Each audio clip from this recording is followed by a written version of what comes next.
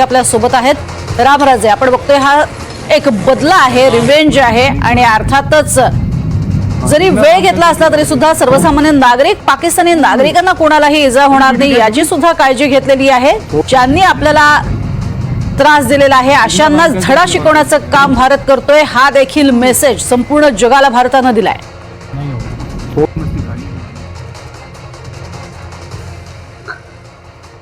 बिलकुल। आणि पाकिस्ताननं ज्या पद्धतीनं भ्याड हल्ला केला पहलगाममध्ये आणि पहलगामवर हल्ला करून प्रत्येकाला नाव विचारून हत्या करण्यात आली होती, त्याचा हा बदला आहे। आणि आपल्याला माहित आहे की एक फोटो जो आहे तो व्हायरल झाला होता की आपल्या पतीच्या मृतदेहाजवळ पत्नी बसलेली आहे। पहलगाममधलेच हे दृश्य होतं आणि तिच्या कुंकू जे ते पुसलं गेलं होतं आणि म्हणूनच त्याचा बदला म्हणून या पूर्ण मिशनला नाव ऑपरेशन सिंदूर हे ठेवण्यात आलेलं आहे। कारण ज्या महिलांचं कुंकू पुसलं गेलं तर त्यांचा हा बदला आहे आणि म्हणूनच आता तो बदला जो आहे किंवा पाकिस्तानला जे भोगावं लागत आहेत त्याचेच परिणाम आहेत की पहलगामवरच्या हल्ल्याचे परिणाम आहेत। आणि जे टार्गेट करण्यात आलेले आहेत ठिकाणं ते दहशतवाद्यांची ठिकाणं टार्गेट करण्यात आलेले आहे। 33पेक्षा जास्त दहशतवादी आता मारले गेल्याची आपल्याला माहिती मिळालेली आहे।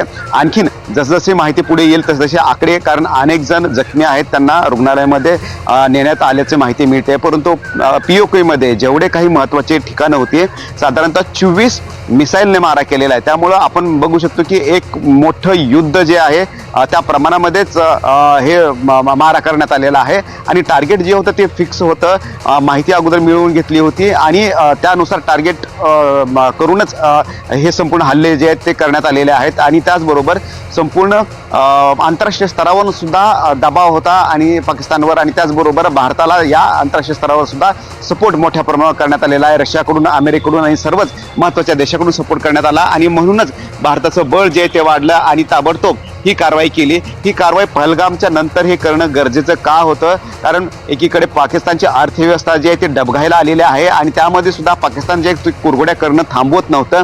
म्हणून धडा शिकवण्यासाठी का होईना परंतु ही कारवाई करणं गरजेची होती आणि म्हणूनच तसाच तसं उत्तर आता भारत देत आहे। हा एक मेसेज, कारण डिप्लोमॅटिक पद्धतीनं आणि याचबरोबर चर्चा करून अनेक मार्ग काढण्याचा प्रयत्न केला परंतु पाकिस्तान जो आहे तो सरळ होत नाहीये आणि म्हणूनच त्याला सरळ करण्यासाठी जशाच तशी कारवाई करावी लागणार आहे। आणि ते पण जे निष्पाप नागरिक आहेत त्यांच्या विरोधामध्ये नाहीये, तर पाकिस्तान लष्कराच्या विरोधामध्ये नाहीये, तर दहशतवादी की ज्यांना कोणी थारा देणार नाही, ज्यांचा धर्म नसतो आणि केवळ फक्त टार्गेट करून टार्गेट किलिंग करण्याचं काम ज्या दहशतवाद्यांनी केलेलं आहे।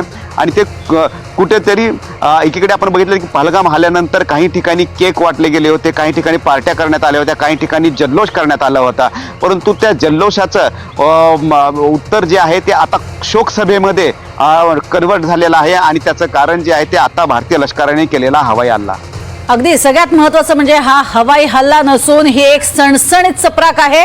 तुम्ही इतके वर्ष ज्याला पोचताय त्याला उद्ध्वस्त करणं हेच एक महत्त्वाचं आणि अंतिम टार्गेट असू शकतं, हेच दाखवण्याचं काम भारतानं केलेलं आहे।